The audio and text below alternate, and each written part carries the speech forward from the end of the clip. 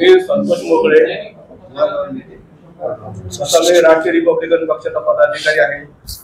मी गेल्या 2003 पासून रिपब्लिकन पक्षामध्ये काम करतो।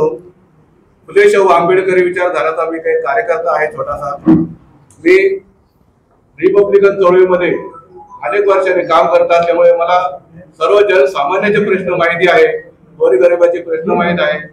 मी जेव्हा या रिपब्लिकन चळवळीमध्ये आलो तेव्हा मी जवळपास इथे अनेक शेकडो लोकांना जे बीपीएल चे धारक आहे यांना मी पिवळे रेशन कार्ड मिळवून दिलेले आहे।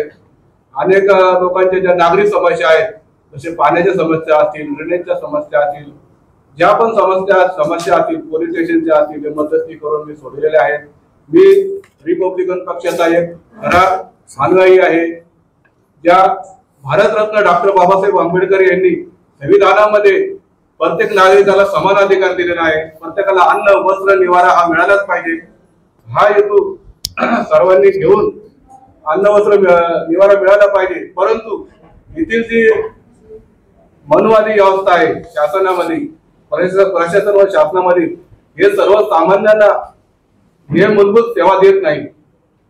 आजही अनेक जण पाण्यापासून वंचित आहे, आज पण कपड्यापासून वंचित आहे, आज पण अन्नापासून वंचित आहे। वाढती महागाई, बेरोजगारीचं एवढं कळत गाठलं आहे की ते अनुसूचित जाती जमाती ओबीसी ज्या पण बॅकवर्ड कास्ट आहेत यांना सुद्धा कर्ज काढण्यासाठी जातात, परंतु यांना कर्ज वेळेवर मिळत नाही, कर्ज प्रकरण यांचे होत नाही। परत नोकरीचं कंत्राटीकरण केलेलं आहे, शासकीय नोकरीचं हे कंत्राटीकरण बी रद्द करण्यात यावे अशी सुद्धा आम्ही राष्ट्रीय रिपब्लिकन पक्षाच्या अनेक मागणी केलेली आहे। आपको क्या लगता है मेरे सामने कौन मजबूत कैंडिडेट?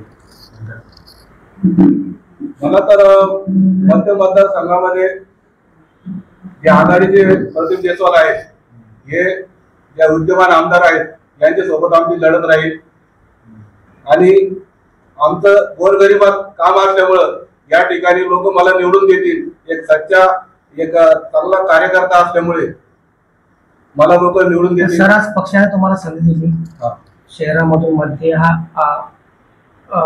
विधानसभा म्हणून तुम्हाला उमेदवार म्हणून घोषित पण केलेले। तुमच्या जाहीरनाम्याने तुमचं काम काय असणार आहे? आमचा जाहीरनामा आम्ही आमदारला जर आम्हाला जर संधी मिळाली, पहिले सर्वात अगोदर आम्ही सुशिक्षित बेरोजगारांचे प्रश्न सोडवणार आहोत। सुशिक्षित बेरोजगारांचे प्रश्न सोडवणार आहेत। जे गोरगरीब लोक आहेत त्यांना अन्न वस्त्र निवारा हा कशा प्रकारे उपलब्ध करण्यात येईल आम्ही हे बघणार आहोत। जे करून आता जे शासन आहे लोकांना मत मिळण्यासाठी पैसे वाटप करत आहे लाडकी बहीण योजनेतून, हे पण आमच्या निधीतून पैसे देत आहे, हे पण एक चुकीची बाब आहे। म्हणून आम्ही असे पैसे वगैरे कोणाला देणार नाही, पण ज्या शासनाच्या योजना आहेत त्या संविधानात ज्या लागू होतात त्या योजना आम्ही गोरगरिबांना हे प्रलोभने दाखवून हे लाडकी योजना चालू केली आहे। ठीक, इन दोनों की उम्मीदवारी आज अनाउंस हो गई है। मैं उम्मीद करता हूं कि मेरे पार्टी के सब नेता हो, पदाधिकारी हो, कार्यकर्ता हो, ये दोनों ही कैंडिडेट को चुन के लाने के लिए पूरी मेहनत करें। मुझे विश्वास है कि ये दोनों कैंडिडेट चुन के आएंगे और ये संभाजीनगर औरंगाबाद का जो डेवलपमेंट रुका हुआ है वो डेवलपमेंट को आगे लेके जाने का प्रयास करेंगे, ये मैं उम्मीद रखता हूँ। राष्ट्रीय रिपब्लिकन पार्टी के तरफ युति और आघाड़ी का प्रस्ताव प्राप्त हुआ है, लेकिन राष्ट्रीय रिपब्लिकन पार्टी ने जो मांगनीनामा तैयार किया है वो मांगनीनामा युति अथवा आघाड़ी अगर मान्य करती है तो हम युति और आघाड़ी के में शामिल होने का सोचेंगे। लेकिन आज तो हम हमारे बलबूते पे हमारी इलेक्शन की तैयारी कर रहे हैं। एमआईएम का भी अगर प्रस्ताव आता है तो हम एमआईएम के साथ भी बात करने को तैयार है। इम्तियाज जलील तो हमारे दोस्त हैं, अगर वो भी हमारे साथ जुड़ते हैं, हम उनको साथ जुड़ते हैं तो हम जिम शक्ति और निम शक्ति मिलके आगे जाने का भी प्रयास कर सकते हैं। तो मैं उम्मीद रखता हूँ कि एमआईएम भी हम साथ में जाने का सोचेंगे या हम भी बातचीत चालू करेंगे। धन्यवाद। हिंदी में क्वेश्चन तो पूछो। यस, आज जो आपने प्रेस कॉन्फ्रेंस रखी, क्या विषय था, क्या क्या डिक्लेयर हुआ उसके ताल्लुक से? राष्ट्रीय रिपब्लिकन पार्टी का संभाजीनगर औरंगाबाद में आज पत्र परिषद का आयोजन किया था। राष्ट्रीय रिपब्लिकन पार्टी की ओर से औरंगाबाद मध्य से हमारी पार्टी के मराठवाडा प्रेसिडेंट संतोष जी बोकडे और पूर्व 60 वर्षापासून राहतो मी औरंगाबाद जिल्हा न्यायालयात सर्व्हिसला लागलो होतो 1982 ला। त्यावेळेस मी सिनियर क्लास, ज्युनियर क्लास आणि सुपरिटेंडेंट या पदावर गेलो होतो आणि मला रिटायरमेंटचे 45,000 रुपये म्हणून पेन्शन मिळते।